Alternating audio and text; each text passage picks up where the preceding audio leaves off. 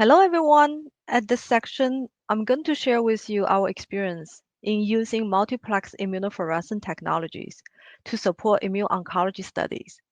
The title of my talk is Deep Profiling and the Spatial Characterization of Tumor Microenvironment using MultiOmyx. I am Qingyan Au from NeoGenomics Laboratory. Here's the outline of my talk today. I will start with brief introduction on the multiplex immunofluorescence or multiplex IF. In this section, we will cover what is multiplex IF and the advantage of using multiplex IF assays, especially to support immuno-oncology studies. At NeoGenomics, we have used multiplex IF assays to support exploratory, translational, and clinical research for 10 years. In the next session, I would share with you is some of the use case and application of multiplex IF.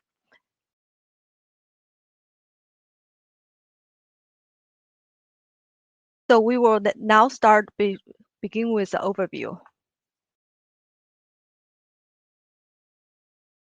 Conventional IHC has long been regarded as the gold standard of tissue pathology. However, the diagnostic and the prognostic value of IHC could be restricted by certain factors. For instance, insufficient availability of the clinical samples. Oftentimes, the clinical sample are using biopsy samples that can be small. And also, the restricted labeling potential. For the IHC, we oftentimes stain one biomarker per tissue section. So the emergence of multiplexing technologies really provides us an opportunity to overcome these challenges. Then what is multiplex technology then? So technologies are really allow the simultaneous detection of multiple markers on one single tissue section. It can be chromogenic or fluorescent based. We'll focus on the fluorescent based ones today. Some of the multiplex or hyperplex fluorescent platform enable staining of more than 100 biomarkers from one section. Then what are the advantages of multiplex IF? What additional information multiplex IF can provide by enabling staining of such a large panel of biomarkers from one single slide? Here's one example. To use multiplex IF for immunophenotyping and the spatial interrogation of tumor microenvironment or TME. I'm sure many of you are pretty familiar with this cartoon here. We all know tumor microenvironment is important to the development and progression of tumors. A tumor can change its microenvironment, and the microenvironment can affect how a tumor grows and spreads. The interaction between the tumor cells and the immune system is an important feature for the prognosis and treatment of cancer. Tumor microenvironment is composed of complicated network with many critical players. A few examples are listed in the cartoon here, such as MDSC, that stands for myeloid-derived suppressor cell, tumor-associated macrophages. All these are immunosuppressive cell types and known to be important in promoting suppressive tumor microenvironment that lead to tumor immune evasion. It's important to be able to study and monitor these cells during disease progression and treatment. One feature of these cells share in common is that a set of biomarkers are required in order to correctly phenotype these cells. One of the examples is MDSC. 4 biomarkers are needed to phenotype MDSCs, including CD11b, CD14, CD15, and HLDR. Same thing for tumor-associated macrophages, different subtypes of dendritic cells, as listed here in the representative overlay. So this makes it a perfect case for multiplex assay, since the assay allows staining of all the biomarkers in one slide. Therefore, it offers unambiguous immune phenotyping at single cell level, enabling the researcher to precisely characterize all these cell populations within the tumor microenvironment. In addition to phenotyping, Accumulative evidence starts to show the spatial context is also very critical, not just only about how many cells present, also where the cells locate and the spatial correlation between different cell population within the tumor microenvironment. Spatial analysis is another sweet spot of strength for multiplex assay, since different cell population can be stained from one slide. Unambiguous immunophenotyping through co-expression, co-localization, and the spatial interrogation offered by multiplex IF provides unique value in this case and make it a robust approach to use to support immuno-oncology research. A number of highly multiplexed tissue imaging technologies have emerged, introduced, and adopted in both research and clinical settings. Some of the examples are listed here in this slide. One thing might be worth pointing out is that in addition to the fluorescence-based, there are also other methodology such as mass spec-based technology. So for example, the MIBI, the multiplex ion beam image technology, imaging mass cytometry all belong to this category. For the presentation today, I'm going to focus is a fluorescence-based cycling technology that is called MultiOmyx. And this technology is actually one of the earliest technology and has been used at our lab for 10 years since its deployment in 2013. MultiOmyx is a fluorescence-based multiplex technology that allows detection of a large panel of biomarker from one single FFP tissue. In the PNAS paper published in 2013, it was demonstrated staining of over 60 proteins from one single FFP slide. For many of our ongoing projects, we oftentimes run 10 to 30 biomarkers assays. This is a very powerful tool for comprehensive analysis of tumor biology. Next, let's quickly go over the multiomics technology workflow. The biomarkers in a multiomics panel are stained in sequential order with conjugate antibodies. After each round of staining, the stain imaging will be acquired. The slide will then go through proprietary dye activation process to quench the dye and erase the fluorescent signals. Then the slide will be placed on the scanner to image again to make sure the signals from previous round are completely erased and also serve as the baseline for the next round of staining. The staining, imaging, erase, imaging process will be repeated until every biomarker in the panel is stained. The biomarker staining for each antibody in the panel is acquired from the same regions, same set of cell population, therefore can be easily overlaid together to characterize the FIP sample at single cell level. The one image on the left here is a representative 7-color overlay in a resection tissue. Multiomics process is compatible with resection samples, TMAs, and clinical biopsy samples. After the staining is completed for all the biomarkers, the imaging analysis will start. At NeoGenomics, we have internal developed deep learning-based imaging analysis pipeline called Neolytics. And this pipeline is optimized to detect fluorescent signal from multiomics platform and used for biomarker quantification and the spatial analysis.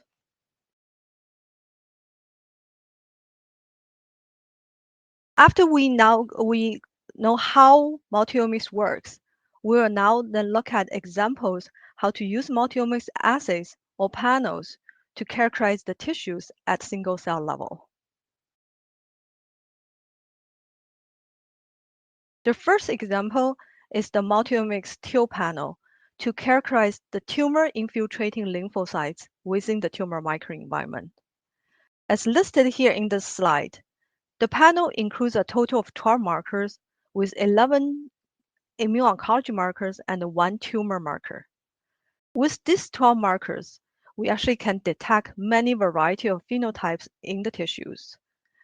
As the examples are also included here listed in the table. For instance, the helper T cells can be detected by co-expression of CD3 and CD4. And T cytotoxic cells can be detected by co-expression of CD3 and CD8. And next, we can use some color overlays to see how this works.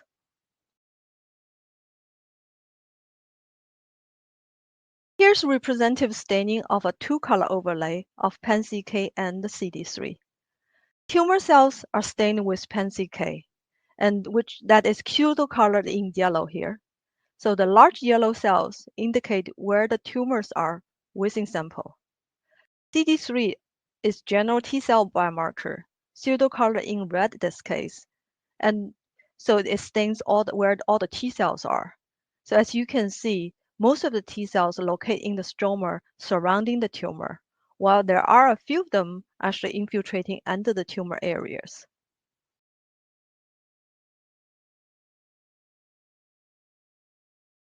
To further characterize the T cell population in this tissue, we can add CD4. CD4 is a marker for T helper cells, and in this case, it's pseudo-colored in green. Since both CD3 and CD4 are membrane staining, the helper T cells will be positive for both CD3 and CD4, and then they show in yellow. As you can clearly see here in the zooming images, the small size of yellow cells indicate CD4 positive T cells. Now we actually add CD8 in blue, and this allows us to detect cytotoxic T cells. For the T cytotoxic cells, they express both CD3 and CD8. And here, because they both membrane, they will start to show magenta color. And you can see by this approach, most of the T cells are categorized into helper T cell and the cyto T cell population in the slide.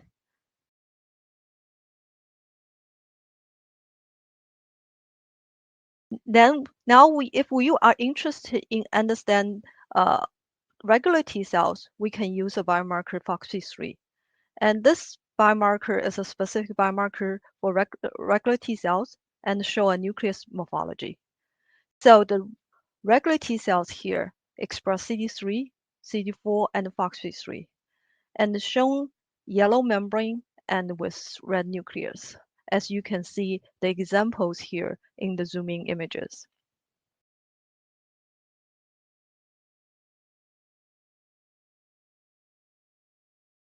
Now we can go to a 7-plex example. We now included both PD-L1 and the CD60A. CD60A is a general macrophage marker, and in this case in cyan color, and PD-L1 pseudocolored in pink magenta color. So PD-L1 can express in both tumor cells or immune cells.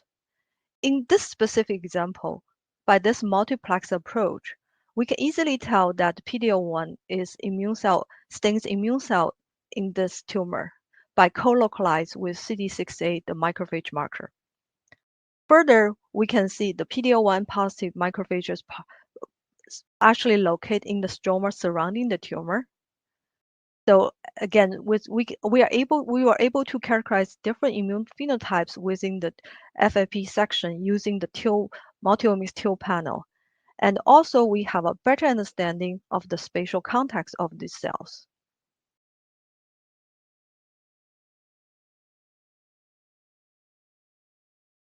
Now let's go through another example here.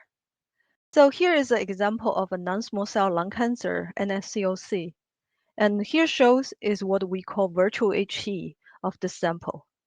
The virtual HE is a simulated HE using fluorescent signals. The advantage here is really to be able to view the morphology from the same slide that used for multiplex staining, and to enable the pathologist to annotate the tissue directly used for multiplex staining. So you can see a lot of each green box here, and each green box is actually an area picked by a pathologist. All the tumor areas in this sample are included for multiplex staining and analysis.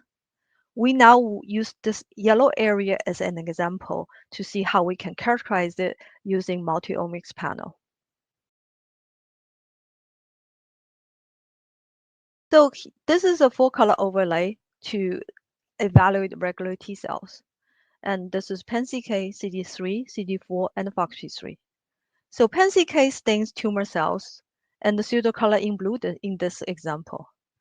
And as we discussed earlier, regular T cells express CD3, CD4, and FOXP3, and shown as a yellow membrane, and in this case magenta nucleus. So you can see most of the regular T cells are located in stroma. There are a few of them, as pointed out by the magenta arrow, that they're actually infiltrating into the tumor boundary. So you can clearly view them by this in the overlay images. The same region that's with different tumor marker are shown in here. So this is to study PD-L1 expression. So PD-L1 is pseudocolor in green here, and tumor is still labeled as blue. So in this example, the PD-L1 expresses in both tumor cells as co-expressed with PanCK, and also immune cells as co-localized with the macrophage marker CD68. So this multiplex approach allows to further quantify PD-L1 expression in different subtype of cells. And also using this approach, more biological questions can be addressed and studied.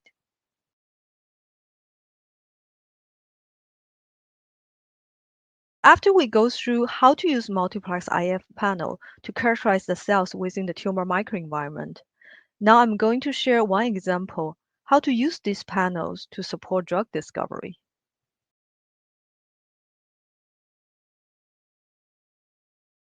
This is the clinical trial we did in 2004 for BioLine, and the results were published in Nature Medicine in 2020. In this study, they conducted a phase 2A clinical trial to assess the efficacy of immune combination therapy of the CXCR4 antagonist with anti-PD-1 in the patients with metastatic PDAC refractory to one or more previous line of chemotherapy.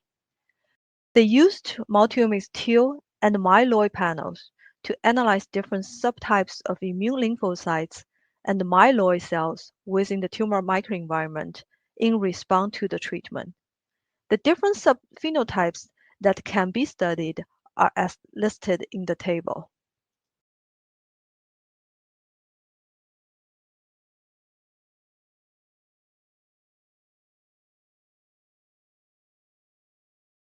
As shown in here, what they find is that the CXCR4 antagonist monotherapy and the combination therapy increased infiltration of different subtypes of T cells, including CD4 positive helper T cells and CD8 positive cytotoxic T cells, and also activated granzyme B expressing cytotoxic T cells. They also showed decreased numbers of the suppressive GMDSCs. Figure C in this example show one example to demonstrate these changes within the tumor microenvironment in the treated sample. So when you actually see in the overlay and in the treated sample, you can see there increased the number of different subtype of T cells when compared to the baseline sample. And in this case, the patient experienced clinical benefits of this treatment.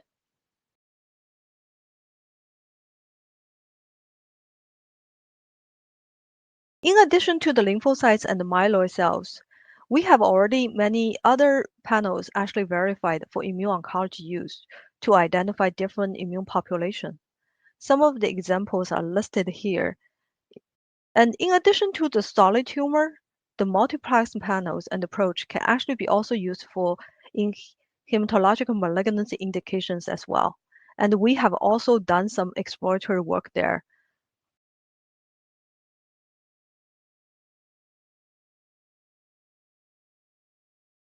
So in the last example what I shared is how to use multiplex assay, especially multiomics, to perform single cell level classification in the tumor samples. We can now look at another application to use multiplexed immunofluorescence to characterize morphologic structures such as tertiary lymphoid structure, TOS, within the tumor microenvironment.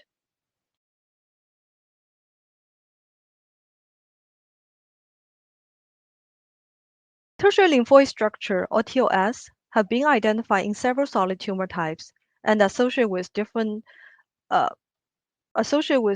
better survival when present in the tumor microenvironment.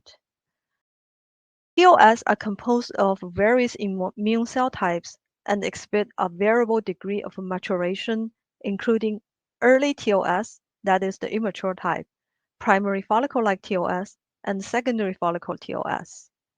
In a large-scale retrospective analysis of 3 independent cohorts of cancer patients who were treated with anti-PD-1 or anti-PD-L1 antibodies, it has been demonstrated that the presence of the mature TOS was associated with the improved objective response rate to checkpoint inhibitors and overall survival. The data was published in Nature Cancer in 2021. In this paper, the author actually developed and used the 5-plex multiplex assay as shown in the figure here, and suggested that the mature TOS formation may be crucial for an effective anti-tumor immune response. This is another application for multiplex assay.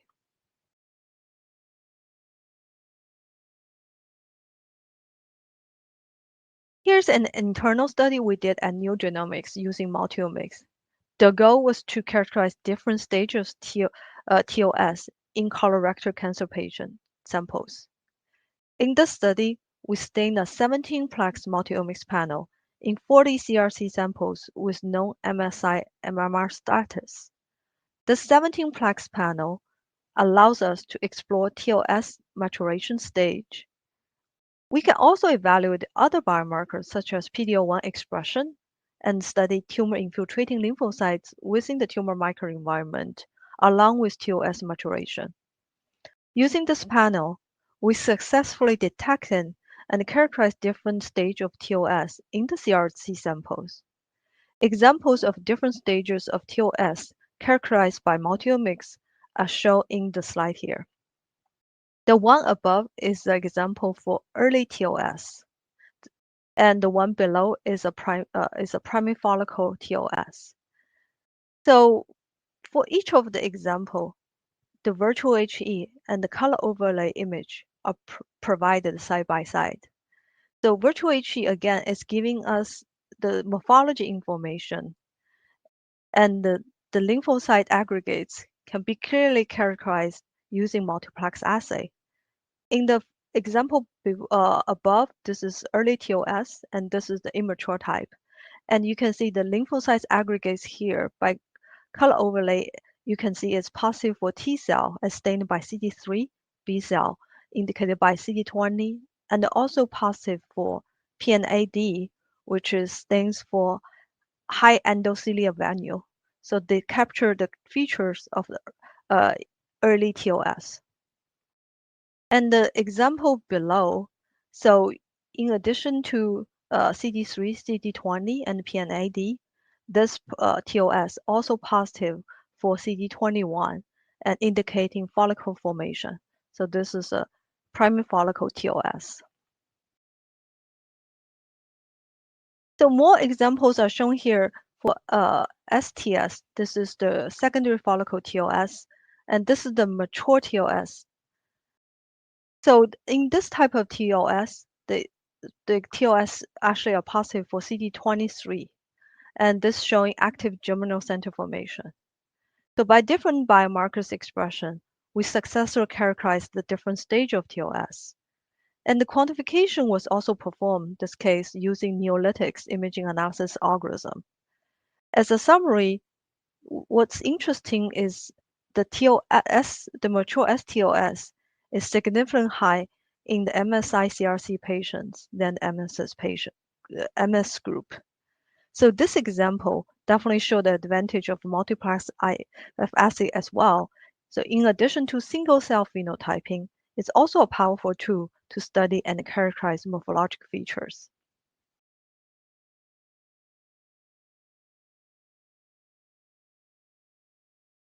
As a summary, today I introduce you the application and advantage of multiplex IF assay using multiomics as an example. The multiomics enables staining of up to 60 proteins from one single section. It's a powerful tool for immunophenotyping and spatial interrogation of tumor microenvironment. Today, what we have focused on are the assays to detect protein marker and expression. The platform can actually also be integrated with other technologies such as RNAscope or FISH, and by this integrated approach can generate more data from one single section. So with this summary, I will end my presentation today, and thanks a lot for your attention.